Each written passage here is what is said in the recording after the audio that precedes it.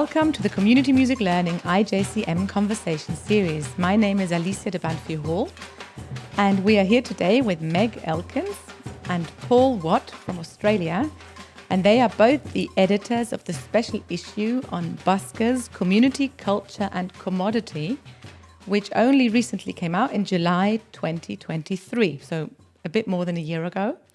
Welcome, Meg and Paul. Thank you. Meg, you are Senior Lecturer at the Royal Melbourne Institute of Technology in Australia. You are a behavioural and applied economist with research interests in both societal and cultural economics. And you are also inaugural research leader for the Placemaking Economics Group. Super interesting to have you, I think, in this International Journal of Community Music. And Paul, you are Professor of Music at the University of Adelaide, and you are both working with the Busking project in Berlin, I think in different roles. So can we start by you both telling us, how did you become interested in busking? I became interested by accident rather than design. I was actually visiting colleagues in Nijmegen in the Netherlands, and I had a lunch break. So I took a stroll downtown, and there was a busker on a street corner with an accordion playing arrangements of Bach. And it was astonishingly good. It was virtuosic, and it just seemed, to me, it seemed extraordinary, but to everybody else walking past, it just seemed rather ordinary. I was just transfixed, and I stood there probably for about half an hour, and I listened to him, and I just thought, who studies these people? You know, these musicians, what's going on here? So I had never studied street music or popular music or contemporary music much at all, but these ideas started whizzing around in my head, and that was really the beginning of my interest in the subject as a whole, by just this listening to this extraordinary performer in a fairly normal part of city life in Nijmegen, in the street. How about you, Meg? Mine loops back to Paul. So Paul began this research group. He looked for other people that were multidisciplinary, looking into potentially this new area of busking research. So I did some work with the City of Melbourne, which is the major city council here, on artists and their careers, and basically doing an economic evaluation of their arts programs. And Paul drew me in. He said, there's this group that we're setting up, and I think that you can add value and contribution here. Lo and behold, I really enjoyed it. I'm an old actor from my other life, so the idea of street performance and creating sustainable livelihoods out of street performance is something really, really connected and deep to my heart. I began working with Paul, but particularly with the Busking project, and the Busking project has given me access to their data, and I'm an economist, I love data. We're being able to unpack some secrets of the busking world from that data, because generally, if it's cash payments, we don't know who's giving and what. But the nice thing about QR codes and digital payments is now that we can actually investigate a whole lot of behaviour around busking and tipping and helping sustain livelihoods, but also connecting the community. I think this is a really big part of Buskers, is it tends to be a communal experience as well. So that's my role. And you said you uncovered secrets? That sounds interesting. There's a whole lot of ways to get tips. They call it the hat line. These are shared secrets among buskers about how to elicit greater levels of donations and what to say, but also which performers get tipped and what weather conditions work and what time of day, and these environmental factors. Obviously, quality of the performer comes in, but this is my own personal research, not related to the busking special issue, but that's my interest, is understanding the factors that help buskers get donations and a little bit around advocacy for them as well. Pretty passionate that they be seen as legitimate artists. No, that's really interesting. It's interesting to hear your research backgrounds as well that led you to doing this issue. So, Paul, is there anything else you want to add? That moment in Nijmegen started your interest, but what happened then? Well, I actually went on to Google, and I found Nick and Lily at the Busking Project. I couldn't believe that Nick and Lily had this enterprise going, and it was well advanced. I got in touch with them, and in fact, Nick got me really interested in the hat talk. That's what it's called, Meg, isn't it? The hat line. That's right. And I'd never really thought about this. It isn't something I've published on yet, but it's on the list of things to do. And I went to a Buskers festival in New Zealand, in Christchurch, and I could see in real time how different performers mark out their space and how they guilt trip the audience into paying. They'll draw a circle, which is quite common with chalk, and they'll invite children to sit at the front. And so they'll engage the children. But some buskers don't do that because they don't want children separated from their parents when it comes time to pay, because they'll say, come on, kids, get money from mum and dad. We don't want coins, we want paper money. So that they don't like the children being away from the purse or the wallet of the parent. And sometimes Nick also told me about something that would normally completely pass me by, is that a busker will sometimes use a word. It's 15 degrees outside and I was 15 minutes late. And so we're going to have 15 minutes of music. And so they'll come back at the end and say, well, I think my gig was worth $15. And some of them, a lot of people wouldn't give $15. They might give $2 or $5, depending on whether they have notes. That really got me thinking about the psychology of busking. And it's not passive. It's often well thought out. It has to be well thought out because people make their living from busking or pay some of their bills through the money they earn from busking. So this drawing a circle or a line, it is the subtitle of a book, but it's an important psychological barrier that has a double-edged meaning in a way to draw people in quite fun ways and ways that sometimes you're just not even noticing. Super interesting. Well, we call that an anchor payment, that you set an anchor in people's head.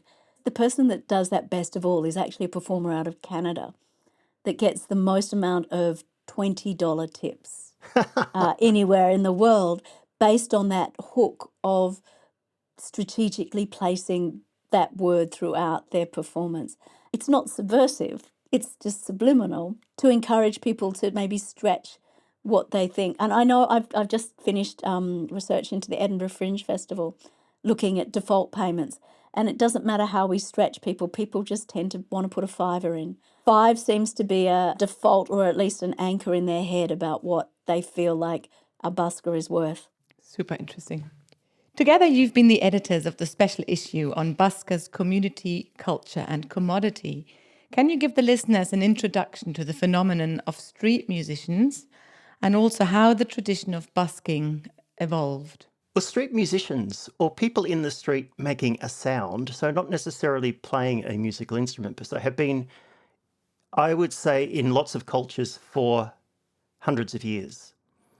Some of the origins are from costermongers who use street cries to sell their wares, but over time, our musicians simply plied their trade by playing on the street, literally on the street, but also in alleyways and fairgrounds and malls. So when we talk about street music, we don't actually always mean literally a street, but a public place where people perform. And certainly in the 19th century, which is my area of expertise, and certainly in London, it's very well documented that street musicians were noisy, they irritated people. They were noisy because they had noisy instruments for a start. They were on the street from about 7 a.m. in the morning up till 11 midnight at night. Sometimes they were in the same spot. There was legislation passed to move them on, but often they didn't go anywhere. There were lots of organ grinders from Italy, lots of the same sorts of music, lots of bad singing, lots of bad playing, lots of noise. Legislation passed for London. There is some evidence that I've published on where a servant either was interviewed or wrote something down, so she was literate. And she said, well, she can't afford to hear music, and the only music that she can hear when she's in the basement washing dishes is street musicians, and she absolutely loved it. Whether it was good, bad or indifferent didn't matter to her, or maybe she didn't have any to recognise it, but she felt it was unjust to deprive people of music in the street of London. I mean, someone built a house in a cocoon. There were other people saying that his wife was sick and dying because of street music. So lots of moral panic and moralising and value judgment about what's going on. But that was the majority view, but there were people out there in the street who actually liked it and paid for it. Certainly in the 19th century going into the 20th century, for sure. And how did it evolve then? I think probably since then, and not just in London, street music has become regulated. That probably was a catalyst for the severe penalties and the convoluted process now for permits in some parts of the world. But also scholars from the medieval period and the Renaissance have also written about penalties and local custom and local legislature outlawing musicians or certainly tempering the sound that they make or the music that they play through the law as a means of trying to contain noise is basically how it was often referred to, not street music, but street noise. We also know that there's some historical, even current elements of artists being able to test and experiment their craft on the street. There's some beautiful cases of famous musicians around the world that began in the street and those that actually returned to the street. Cirque du Soleil came out of the streets of Montreal, very much testing the grounds of experimentation. We know that Tracy Chapman is probably one of the famous ones that was discovered on the street. The other one is Ed Sheeran, Tones and I, all emerged out of the street. For some artists, it's an opportunity to launch their career, but for most, it's actually not the only place they tend to perform. They may perform in pubs and other venues, but it's very much a tangible experience to see how a natural audience responds to something that they're trying and experimenting. And it creates that public space. We see some buskers that are associated with definite public spaces that invite you in and give a sense of elevated experience to a public square. It's interesting because that perception that they are noisy and inconvenient, if you can captivate that type of audience and make them stop and listen, then you know you're onto something and something big. There's a joy to busking. And if you speak to buskers themselves, it's almost an addictive experience that they want to keep going back to, a community between them and the audience that you're not going to get in a ticketed venue. It's interesting what you say, that it's a kind of a professional choice as well in their career to do this. And you just gave some examples of people who then went on to be very, very successful. Before we started, I reread an article, and I need to look at the name, but he said how it's also a lifestyle choice. You know, he wrote about how he did a jewelry apprenticeship and then left that, and then it was a conscious decision to become a busker. Actually, the way I read his work is one of the articles in your special issue. Yes. Is that it's actually Yes. it was like a political choice of this is how he wants to live, which I also found fascinating. That's Joseph Williams' article in the special issue. And Alicia, you're absolutely correct. All the articles are really interesting in the special issue, but I think the particular value of Joe's article is that he blends his personal experience with philosophical discussions around space and busking. But he goes the extra step and he tells us how much he earns. And he's not buying a holiday house on the south of France anytime soon, but it helped him pay his rent. And through trial and error, he was able to find the best spots to busk. And he also was very honest about what didn't work and what his perceptions of the audience was. So often we have the audience perception of the busker, but not the busker's perceptions of the audience. And so it's a very rich, multifaceted identity that he has as an academic, as a busker, as an apprentice jeweler, and as a wood craftsman as well. It's really, really compelling. There's one section where he describes the sound quality of this area in the parking lot and between the parking lot and the supermarket, I think. Yeah. What kind of music he could perform in that spot and not in other spots. So he talks about his musical and artistic choices and why this was so special. It is one of my favourite articles, that one, because it gives you a very visceral experience of what it is to busk and the bravery that it takes. Choose a spot and start performing. It's for true buskers, that's the joy that they get in that connection of those moments and the passers-by and how to interact with those passers-by.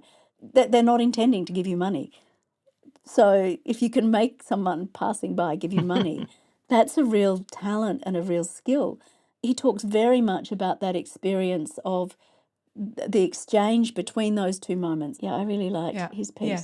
So that's leading on nicely to my next question, which is, what role do buskers play in the community? I was thinking about this just a short moment ago when Meg made the comment about sound in the public space. I mean, I'm often in the CBD of Melbourne. And when I don't hear a busker or busking, I sometimes do a double take because I'm so used to it. I'm so used to going into the city and being on the, I was going to say lookout, but the ear out for buskers. It's a sonic moment to the street. There is a lot of literature about the social dysfunction, but they do have a function as part of the sonicscape. And I guess it's the passers-by who can elect to be immersed with it or to ignore it. But it also, I think, particularly during COVID, alerted lots of people, not just academics like us, about the value of the street musician, because there was a lot of publicity about their disappearance through COVID, the silence of the street musicians. And I think in some quarters there was a genuine concern about how they're earning money. Where are they? What are they doing? Will busking recover? I know in the city of Melbourne, and Meg can probably talk to this, there was a campaign to get the buskers back. We need them back. And that's to create that sense of space and excitement, and people come to the city for the sense of occasion, but they also come to cultural spots to experience buskers. Like the Cliffs of Moher in Ireland are very famous. There's certain spots around the world that have famous associations with buskers. The issue talks about a spot in Greece where buskers come, and it's the vibrancy of the space, how buskers give an elevated experience to the people travelling.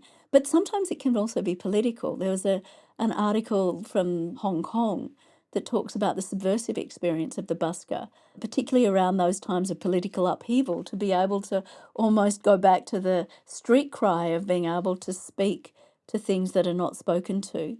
Part tourism, part elevated experience, and part sometimes political activity. It's true free speech. Yeah, really interesting. I was walking with my colleague through Cologne, and we walked through this massive square, and it was silent. There was no one there, it was just us, and it was very, very big. And he said he'd been trying to teach his daughter how to ride a bike there. And as soon as he started, a security guy came out and said, "You're not allowed to do this. You can only walk through here." So I can't even imagine if somebody would start at busking. That was clearly an intentional decision to create a silent public space. It's bizarre. What kind of community will be created there? No community, because nobody's allowed to be there. This is an interesting point, because if something is innocent or as low stakes as teaching a child to ride a bicycle is an issue, then that sort of raises red flags. I mean, is it the prospect that the child will hurt themselves and sue, and the prospect of litigation? Or is it simply they just don't want anything apart from pedestrians walking? No sound, quiet. It's extraordinary. So we're talking about the International Journal of Community Music. So can you tell us when and how you first heard about the field of community music and how this journey happened? Well, I think Meg and I got together to talk about doing a special issue, and we realised, I think, that a lot of studies concern individual buskers or busking, or were localised studies in particular towns or cities, or sometimes, there are studies that are about busking in a particular country or nation state. We wanted to harness research that was more about buskers in the community, as simple as though that sounds. The idea is that this doesn't happen in a bubble, and buskers are intimately connected to each other. I'm on the board of the Busking Project that has 20,000 buskers all Wow. around the world. They come together and collaborate and share knowledge and to find a collective voice. This is really exciting that we can touch on this with this journal to understand that collective voice that comes out of the busker. And why did you choose the International Journal of Community Music? What was your thinking behind that? The thought was that, of course, being a journal of community music, that it would be a good home. But I also thought, because I'm a historical musicologist, I don't do a lot of contemporary work. For me personally, it was good to go to a journal where I would be pushed to do things differently, to have my own research or own thinking subjected to a different audience and a different critique. And certainly when we worked with the editorial team to get the special issue up and running, it was a wonderful experience to have that collaboration and that talk and the feedback on the proposal to really craft something that we think is really good in the end. And it was also wonderful for our contributors as well, who come from all sorts of backgrounds. And I think that it needs to be stated that it's a very good quality journal. The credibility of that journal showcases the research. So we wanted to put it in a place that really elevated the researchers and the topic. We wanted to go somewhere that had credibility and had quality, but also connected in terms of scope of what we were wanting to do. It's giving kudos to the work and saying this is a legitimate thing to study. It might be something that you consider a nuisance, but this is a legitimate career and there are legitimate artistic merits to busking, and we want to be able to elevate that. So we thought that particularly the International Journal of Community Music would be able to showcase and elevate this work here. I was also going to say that some of the contributors, English is not their first working language, and the excitement that they got from having their articles accepted is great. And it was good for their confidence and for their work outside the Anglosphere to find a home in the journal as well, that they felt included. Peer review is often a very Anglophone kind of experience. They were just so honoured to have their work accepted. We've talked a little bit about it before, but can you talk a bit more about the role of public space and busking? Sarah Shaker's article in the special issue on the neoliberal space in Austria, by comparing and contrasting 3 cities, is a really useful example of the way that there is no national understanding of space, that it is a very individualistic, place-bound, variable experience. Even in the City of Melbourne, the jurisdiction for the City of Melbourne is only for the Central Business District. There are dozens, maybe even 100 suburbs around Melbourne. They all have slightly different rules and regulations, if they have rules and regulations at all. But the idea of a public space, I think, varies from jurisdiction to jurisdiction. In one of the inner suburbs of Melbourne, in Paran, there was a significant redevelopment of a car park that became just a regular park. And they were very committed right from the outset that street musicians would be the first people in to perform in this new space, this new green space. They weren't exactly the first, but they were paid by the council to go in. And that's an example of the council bylaws encouraging busking into a space rather than prohibiting it. But in Sarah's article, she has both prohibition and the opposite of that, which is encouraging people. So it varies enormously from place to place. And in big cities, even suburb to suburb can be quite different. I think the right busker creates a welcoming space and a safer space. And historically, there's been examples of buskers coming into spaces to make it more safe. Because if you've got music, it takes away the level of danger and it invites people in, and it almost gives a level of respect to that public space in a way that only music can, because the whole point about this is sharing music, right? And what music does to us and how transformative it is in that experience. I mean, when we experience music, truly experience music, it goes beyond just a head space into a heart space.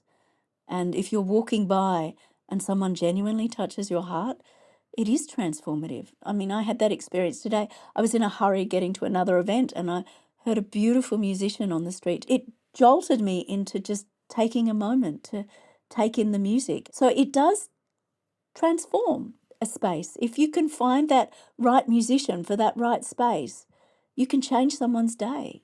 Like Meg, I've often been in the Bourke Street Mall in Melbourne, which is pedestrian, it's car-free, it's pedestrians only, except for trams. It's the holy grail, I suppose, of being able to busk in the area of Bourke Street just outside the major department stores. You know, trams make a lot of noise, especially if there's a conductor on the bell, you know, ding, ding, ding, ding, ding.